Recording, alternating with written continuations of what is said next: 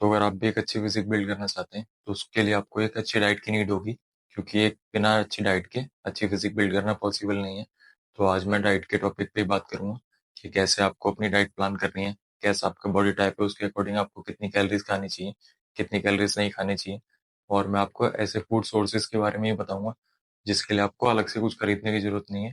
वो sources easily आपके घर में अवेलेबल होंगे और आप उन्हीं से अपना प्रोटीन इंटेक पूरा कर लेंगे। मैं इसमें वेज डाइट को इंक्लूड करूंगा क्योंकि मैं खुद एक वेजिटेरियन हूँ, तो बहुत ज़्यादा कॉस्ट फ्रेंडली भी होंगी, जिसके लिए आपको बहुत ज़्यादा खर्चा करने की जरूरत नहीं है। तो अगर आप एक स्टूडेंट वगैरह हैं तो वो भी आपके लिए बहुत हेल्पफुल रहेगी, क्योंकि बजट का इशू जरूर रहता है, क्योंकि आपको हर चीज़ के लिए घर से पैसे मांगने होते हैं। स्टार्ट करने से पहले मैं एक बात करना चाहता हूँ। मुझे कुछ लोगों ने रिक्वेस्ट करा था कि मैं डाइट के ऊपर वीडियो बनाऊं, और जैसा कि मैंने इंटरनेट पे भी, यूट्यूब पे जब सर्च करा, तो जो लोग मुझसे भी वीडियो बनाने के लिए बोल रहे थे और जो मैंने वीडियोस ऑनलाइन भी देखी, उनमें एक चीज कॉमन थी कि सब ये बोल रहे थे कि बिगिनर्स डाइट, बिगिनर्स डाइट।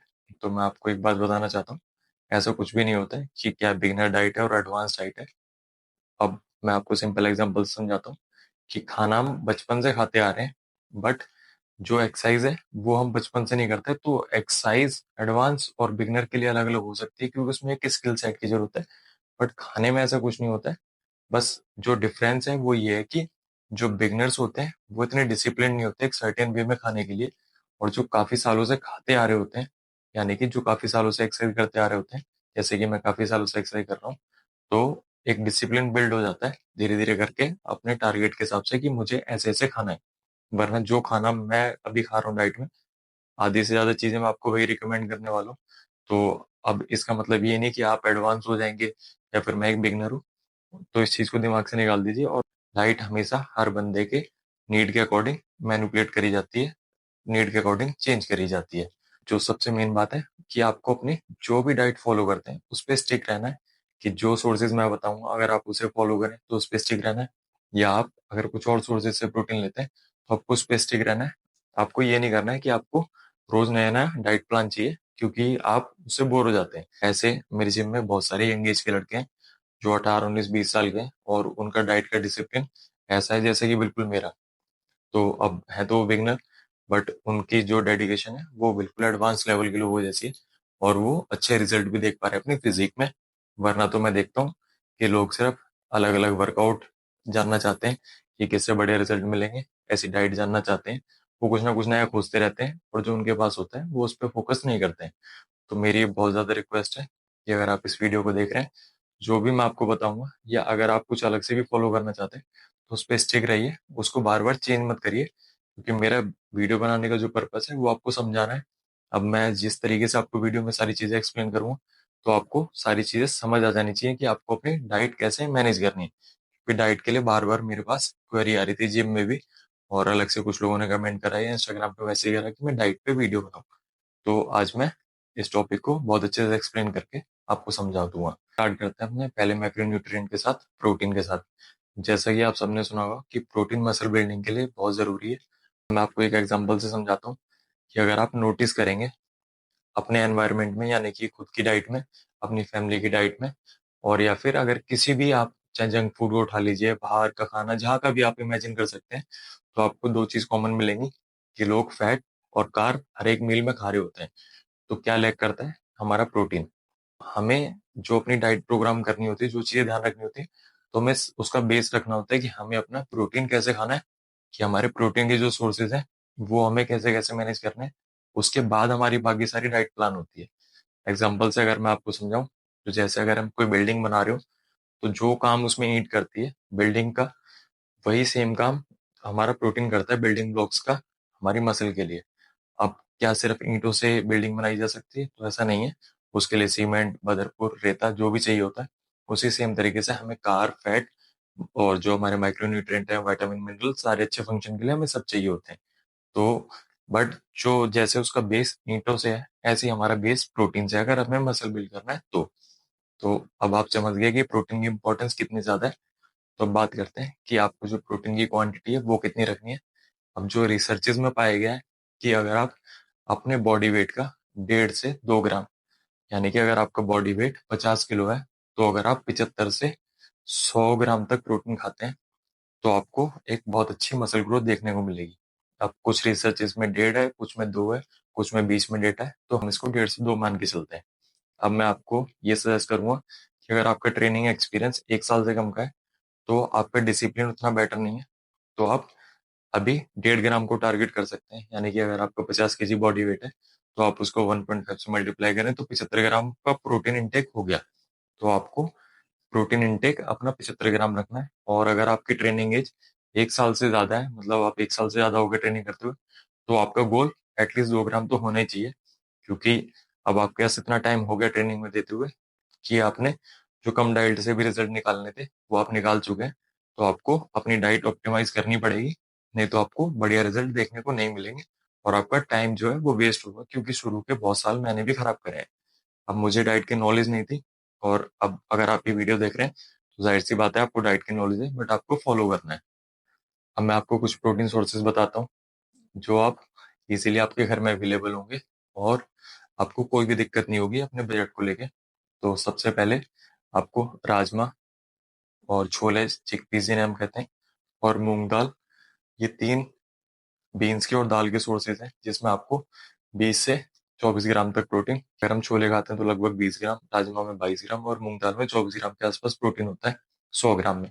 और इसमें कार्ब्स भी होते हैं, तो आपको अलग से ओट्स या और भी चीजें, कि जैसे मैं जिम में भी अपने देखता रहता हूँ कि मैं ओट्स ऐड कर लूँ, मैं राइस ऐड कर लूँ, तो ये लीन सोर्सेज नहीं है, इनमें कार्ब भी इंक्लूड होते हैं, तो आपको कार्ब भी इससे मिल जाएगा। अब ये 3 सोर्सेज हो गए। इसके बाद हमारा चौथा सोर्स सोयाबीन, इसमें कि तिहाई प्रोटीन परसेंटेज होता है। अगर आप सोयाबीन में देखें तो आपको 100 में 55 से 60 ग्राम आपको प्रोटीन मिल जाएगा। तो और मैं बात कर रहा हूँ सोया चंक्स की, किसी और सोया के फॉर्म की नहीं, सोया की दाल वगैरह की नहीं, क्योंकि उसमें फैट कंटेंट काफी ज्यादा होता है और प्रोटीन परसेंटेज कम होता है। तो हमें सोया चंक्स अपनी डाइट में इंक्लूड करना है। और उसके बाद 1 लीटर डबल टोन्ड मिल्क। अब मैं डबल टोन्ड आपको इसलिए बोल रहा हूँ क्योंकि मैं यहाँ पे प्रोटीन कंटेंट के लिए बात कर रहा हूँ। तो जो फुल क्रीम में और इसमें फर्क होता है डबल टोन दूध में, वो सिर्फ फैट के कंटेंट का होता है कि उसमें 6 ग्राम फैट होता है 100 ml में, और इसमें 1.5 ग्राम होता है। बट उसकी कॉस्ट ज्यादा होती है और इसकी कॉस्ट कम होती है। तो हमें अपनी कॉस्ट को भी मिनिमाइज करके रखना है और हमें अपना प्रोटीन कंटेंट भी पूरा करना है। तो अगर आप इन सोर्सेज को ऐड कर लेंगे तो आपको अलग से कुछ और खरीदने की जरूरत नहीं है डाइट के लिए। और अगर आप बिगिनर हैं या फिर अभी आपने शुरू करा है और अगर आप इस वीडियो को देख रहे हैं, तो मैं मानता हूँ कि आपका बॉडी वेट बहुत ज्यादा नहीं होगा, 70 से 80 किलो के आसपास होगा। और अगर आपका बॉडी वेट ज्यादा भी है, आप मोटे हैं, 100 किलो के हैं, तो भी आपको अपना प्रोटीन इंटेक हायर साइड ले जाने की जरूरत नहीं है। आप उसको 1.5 की साइड रख सकते हैं, क्योंकि आपका जो मसल मास होगा वो कम ही होगा। अब इसके पीछे और भी चीजें हैं, तो वो मैं अभी सारी चीजें इस वीडियो में एक्सप्लेन करूंगा तो बहुत लंबा हो जाएगा। बट आप ये मान लीजिए, अगर आप मोटे हैं और आपका बॉडी वेट 100 किलो भी है, तो भी आप 150 ग्राम प्रोटीन खा के काम चला सकते हैं। तो जो जो सोर्सेज मैंने आपको बताए, अब इसमें मूंग दाल, राजमा, छोले, सोयाबीन और दूध हो गया। अब अगर आप इसमें से 70 ग्राम सोयाबीन ऐड करते हैं 1 लीटर दूध में से, चाहे तो आप दही ऐड कर सकते हैं ½ लीटर का, ½ लीटर दूध ऐड कर सकते हैं। और अगर 100 ग्राम आप राजमा और 100 ग्राम मूंग की दाल, या फिर उसकी जगह रोटेट करके कभी आप उसमें छोले ऐड कर लीजिए और कभी दाल ऐड कर लीजिए, कभी राजमा कर लीजिए, वो आपकी चॉइस के ऊपर है। तो अगर आप इतनी क्वांटिटी खाएंगे तो आपको 110 से 120 ग्राम प्रोटीन मिल जाएगा, जो कि आपके मसल ग्रोथ के लिए काफी रहेगा अभी के लिए।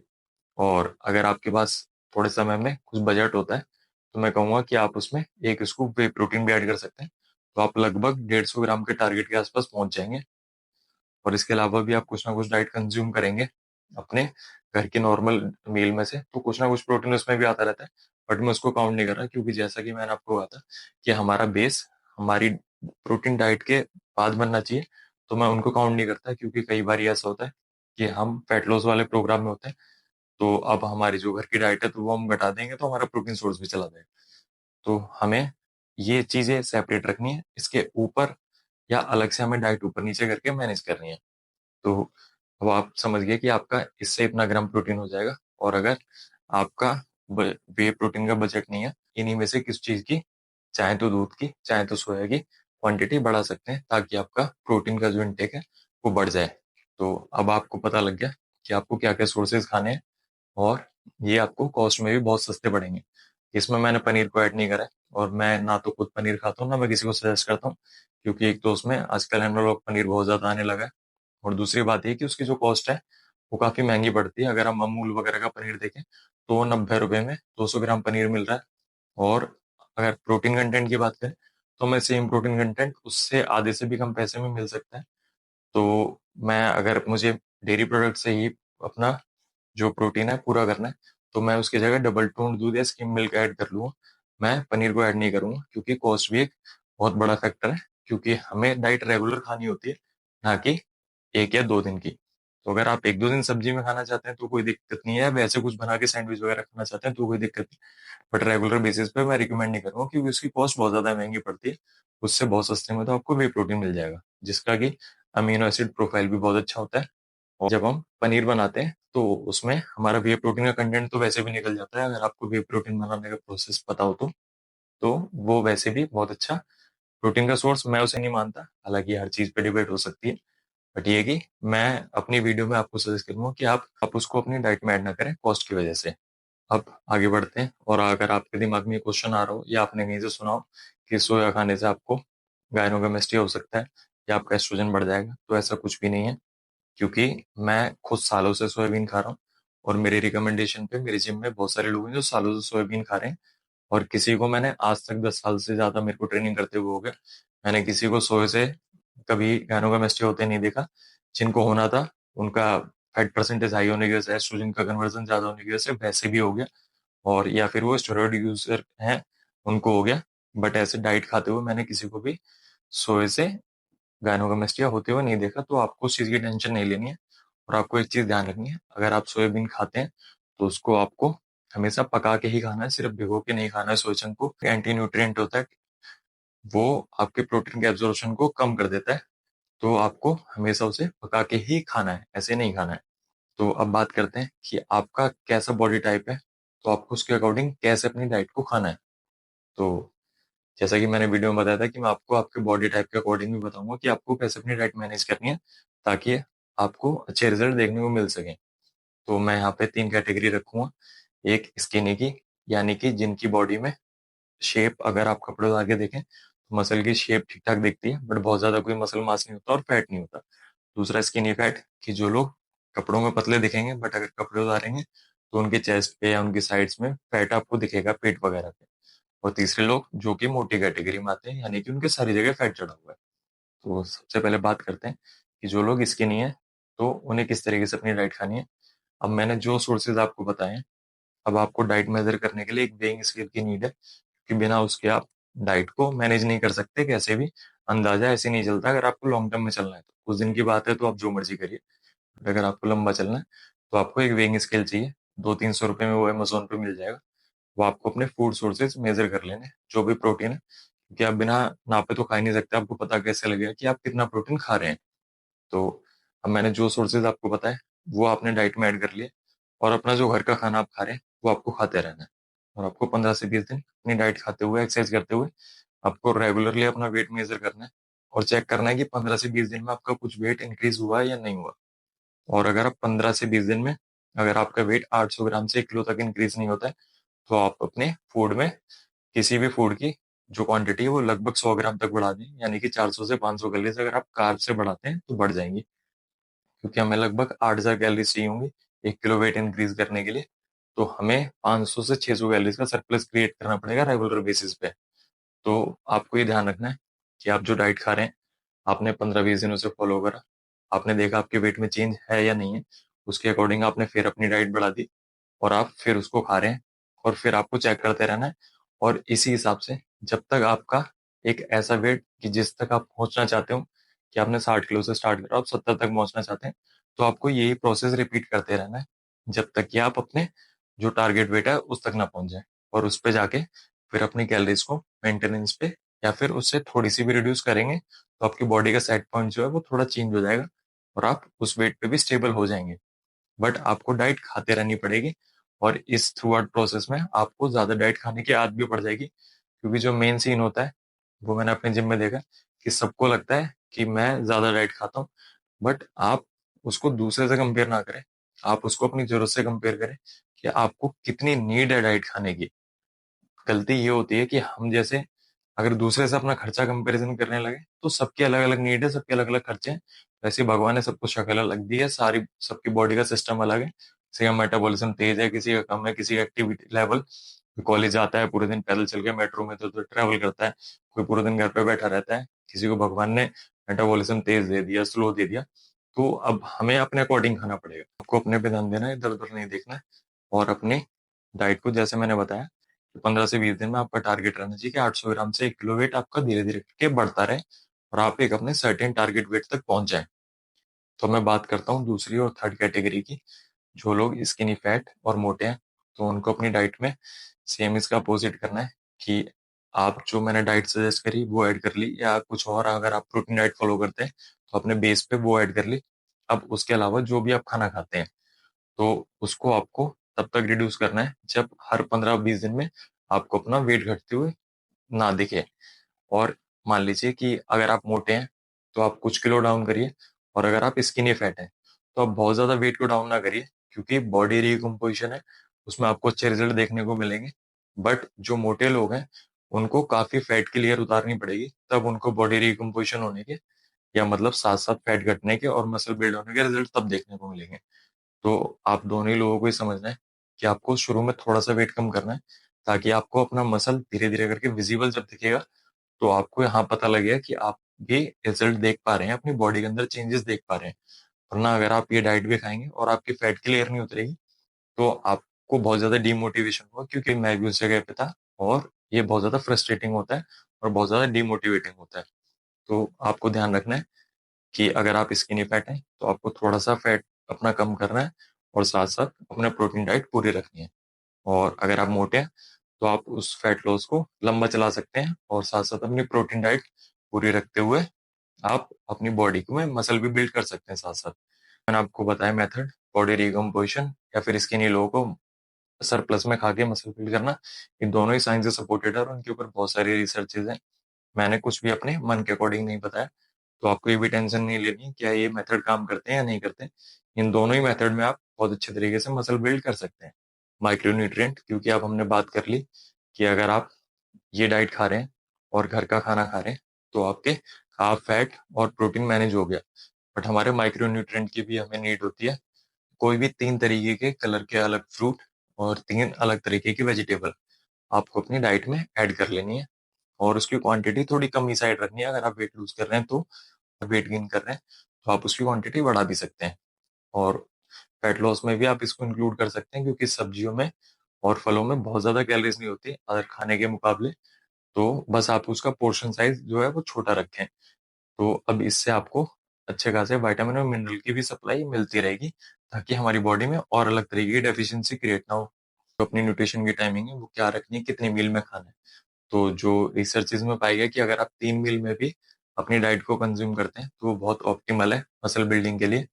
अब जो रिसर्च में पाया गया कि कम से कम आपको 3 मील में तो रखना ही चाहिए। अब आपका अगर शेड्यूल ऐसा है कि आप 6 में खाना चाहें तो 6 में खा सकते हैं, और 3 में खाना चाहें तो 3 में खा सकते हैं। मैं अपनी पूरे दिन की मील्स को तीन तीन बारी में खाता हूँ, और आप 6 बारी में खाना चाहें, 4 बारी में खाना चाहें, तो उसमें कोई भी दिक्कत नहीं है। आपको मसल गेन में कोई भी इफेक्ट देखने को नहीं मिलेगा। अब इस वीडियो को मैं कंक्लूड करता हूँ कि जो जो चीजें मैंने आपको बताई कि सबसे पहले आपको ऐसी डाइट फॉलो करनी है जिससे आपको स्टिक रहना है। चाहे मेरी बताई हुई डाइट हो, चाहे कोई भी और डाइट हो, आपको उस पर स्टिक रहना है। अगर आप डिसिप्लिन नहीं है तो कोई भी डाइट आप फॉलो कर लीजिए, आपको कोई रिजल्ट देखने को नहीं मिलेगा। अब दूसरी चीज कि हमारी डाइट का बेस होना चाहिए हमारा प्रोटीन। उसके बाद जो हम खा रहे हैं कार्ब और फैट तो लगभग लोगों की डाइट में सेम होता ही है। फिर मैंने बात करी कि आपका जैसा बॉडी टाइप है उसके अकॉर्डिंग आपको कैसे मैनेज करना है, कि आपको कैलोरीज कब कम करनी है, कब ज्यादा करनी है। यानी कि आपको कब कम फूड खाना है, कब ज्यादा खाना है, आपका स्किनी फैट है या फिर बिल्कुल स्किनी टाइप। और मैंने आपको एक्सप्लेन कर दिया कि आपको माइक्रो न्यूट्रिएंट कैसे लेने हैं, और उसके बाद कि आपके जो मील के पोर्शन है वो कितने होने चाहिए। क्योंकि ऐसा नहीं सोचना है कि मेरे को जस जाते ही खाना खा लेना है एक्सरसाइज करते ही कि उससे मुझे ज्यादा मसल गेन होगा, ऐसा कुछ होगा, तो ऐसा कुछ भी नहीं है।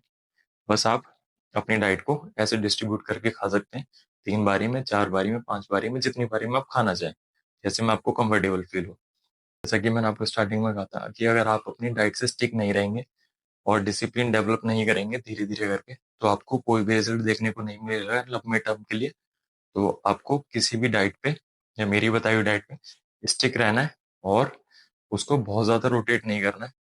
और अगर आपका कोई क्वेश्चन हो, कोई क्वेरी हो, तो आप मुझे कमेंट में पूछ सकते हैं या मुझको इंस्टाग्राम पे मैसेज कर सकते हैं।